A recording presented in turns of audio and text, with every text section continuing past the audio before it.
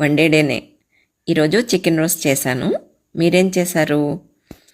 శుభ్రంగా కడిగిన chicken పీసెస్కి cuts పెట్టుకుని ఉప్పు, కారం, పసుపు, అల్లం వెల్లుల్లి పేస్ట్, నూరుకున్న మసాలా ముద్ద, పెరుగు, నిమ్మరసం వేసి కలిపి 2 hours పక్కన పెట్టుకుని తర్వాత కడాయిలో ఆయిల్ వేసి వేడయ్యాక మ్యారినేట్ చేసిన చికెన్ వేసి లిడ్ పెట్టి ఒక 10 minutes కుక్ చేసుకోవాలి. ఆ తర్వాత గ్రేవీ వాటర్ వేసి బాగా మెత్తగా అయ్యేంత వరకు మూత పెట్టుకుని ఉడికించుకోవాలి.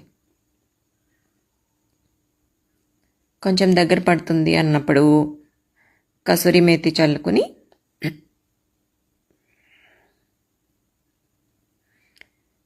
ఇంకా బాగా దగ్గర అయ్యేంత వరకు ఫ్రై చేసుకోవాలి.